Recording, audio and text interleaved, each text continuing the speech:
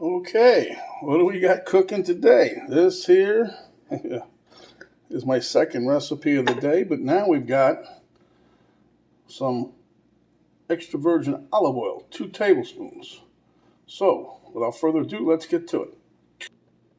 Okay, welcome back to Cooking with Mr. Dan. This is another nice day in the neighborhood. It's a little chilly, but it's going to get chillier by the weekend. So my wife was saying to me yesterday, you know, we ain't had no lentils in a while. And she's right. So this being that time of year, I'm going to make an Italian lentil soup to help you bring in the new year. It's going to bring you all kinds of good luck. Just remember who sent it your way. So without further ado, let's get to it. Boom, boom. Few ingredients is easy. Okay, so like I said, this is my oil. I used this pot a little earlier today making my caramelized onion. You got a little chicken broth back there. That's the olive oil I used. My drinking water in case I get dry.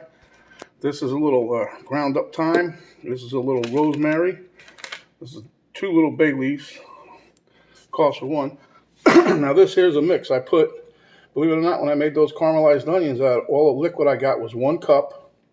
Then I took the spicy vegetable stock I had, and I brought that up to 3 cups, and then I put the rest chicken broth in there. So this might have a little tangle. Penny likes that. Little tingle. Okay. This here, I got some bell peppers. This is optional. You don't have to put it in. Same as the mushrooms I'm going to show you. I want to put it in, so I'm putting it in. You don't have to. There's my mirepoix, my onion, my celery, my carrots chopped up. Tomato paste, I'm going to put 2 tablespoons of that nice stuff in there. This is the leafy parts of the celery. I like saving that. We'll throw that in just for the heck of it. There's the mushrooms. This is my parsley. And to start a show, I've already rinsed 1.5 cups of the lentils. Okay, let's get to it. Okay, so I don't know if you guys can see to the bottom of the pan, but because I had some little remnants of onion there, it's getting dark brown down there. We need some help. I got that on medium, but you know what they say, sizzle sells. We're on the way.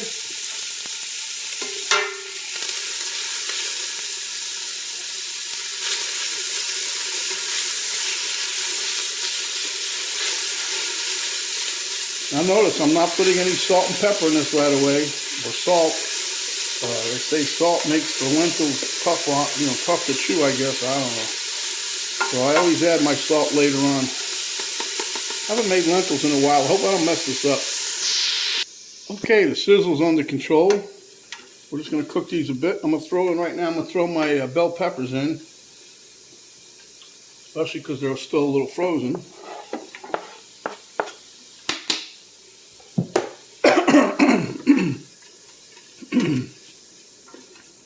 Excuse me.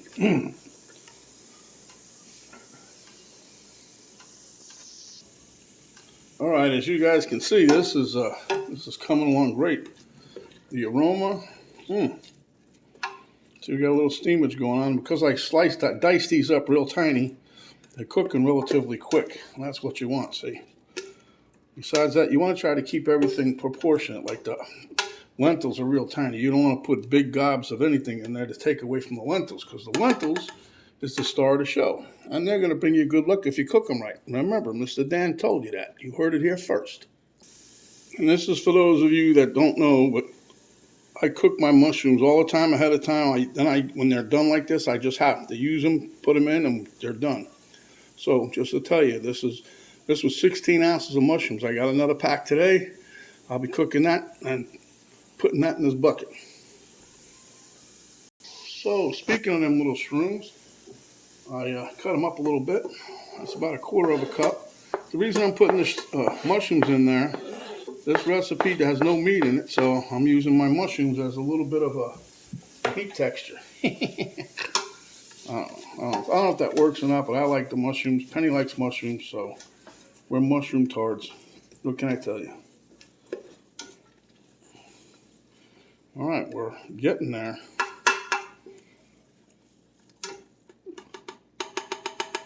All right, remember, no salt initially. You can add pepper if you want. You want to put some garlic powder in here, you can. You do whatever you like. But right now, I'm trying to stick to mainly to the recipe, which I'm doing pretty good, except for my mushrooms and my bell peppers. Okay, this is pretty soft. It's got a light sizzle to it. So what I'm going to do now is really piss it off, because this is not that warm of a liquid, but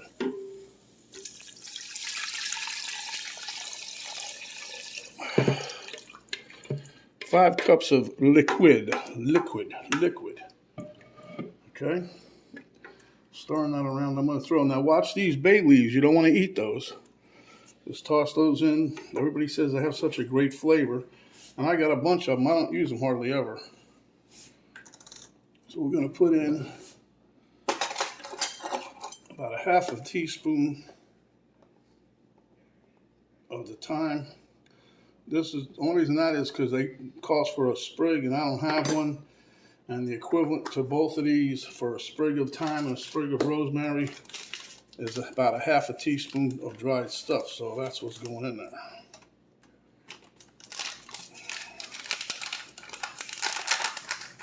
Man, I like the smell of that thyme. Holy moly. I use it a lot though. That's why I finally got the ground up stuff. And a half of the rosemary. Okay. Now, if you guys use tomato paste like I do, and you don't want to waste it, this is the best way to go. You get them tubes. The Cento's pretty good stuff, though. So they're all pretty good. There's another one begins with a P. I can't think of it. Parmo or something. And you give a little poke. See? And we're going to do 2 tablespoons of this. Try to squeeze it from the bottom. We'll call that 1. And we'll call this 2. That's pretty good. No waste. Let me wipe that off.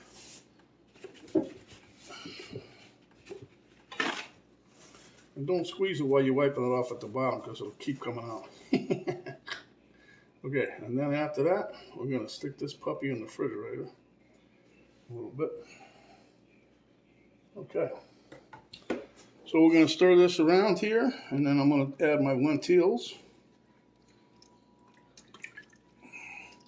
Just sounds so much nicer when you say it like that. Lentils, like genteel. Yeah, pinky sticking out, right? I got manners. Dang, this smells good with nothing in it but what I got.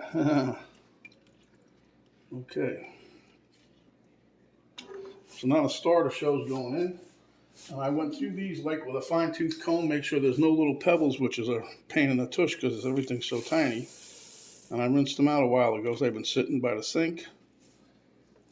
And there we have it. And what's going to happen here, we're going to bring this up to a boil. And then once we get the boil going, then we're going to drop it down to where it's just a little light simmer or medium simmer until the lentils are cooked, which depends. It could be 15 minutes, 20 minutes, 25 minutes, somewhere in there. There's a lot of variables with what causes all that. So we'll be back when we bring it to a boil.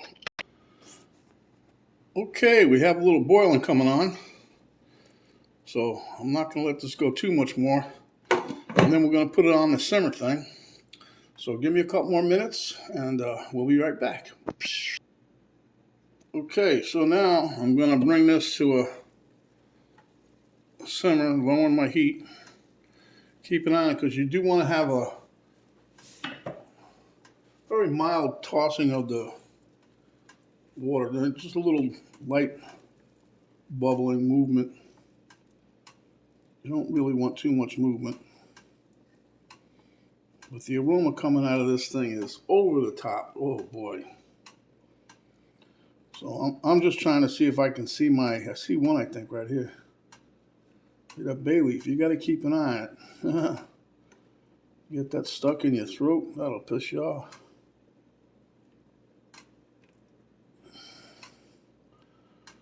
Okay, so we got this to a low simmer. Now we're going to keep an eye on it. We want these lentils to get a little tender, not mushy really, a little past al dente, I'll say. And we want them to hold the shape. We don't want them starting to explode or getting 3 times bigger than they really are. Or 10 times bigger. 3 times bigger is good. Okay, that's my other one. I got one there and one there. Okay. You know, them basil leaves, they're kind of slick. They just try to disguise themselves as the other veggies. Hard to find them.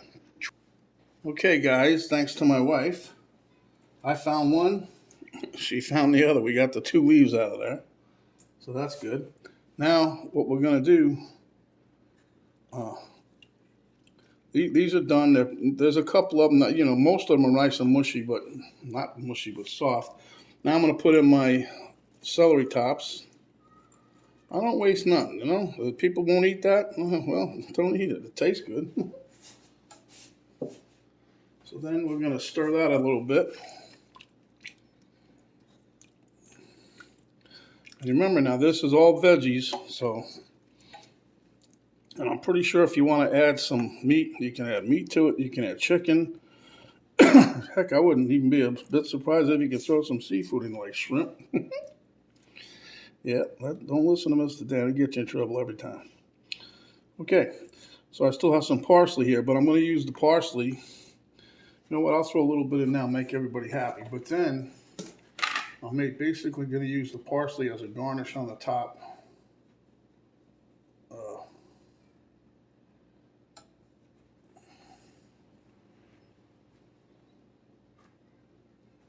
Throw some of this in here now.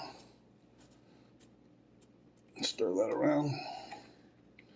Now I'll garnish it again when I serve up, which will be momentarily, momentito. So total time, I think this was about, I'd have to say 35 minutes maybe. And that for me includes some of the prep, not all of it. The prep wasn't hard. I mean, I cut faster than a lot of people, but I ain't no, by no means, I've seen guys that could do it blindfolded and do it 10 times faster than me, so. But I cut vegetables a lot. I cut vegetables just about every day. So anyway, this is good. Now all I need to do is plate up. And hopefully we can get the camera girl in here. All right. All right, this is Mr. Dan at the taste test table. Camera girl tried to help me out with the camera there. We lost control of ourselves, or I did. But at any rate, this smells good. Elmo likes it. This is an Italian lentil soup. Bring you good luck for the new year.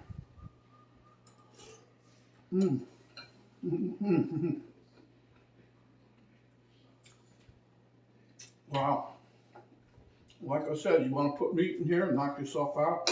Grind, you know, chicken, beef, turkey, salami, ham, cheese, I don't know. But this is very, very good. Has a very nice flavor. All of the lentils, they could have cooked a hair more, but outside of that, they're perfect. You guys got to give this a try. It's delicious. And look, you got good luck for the rest of the year.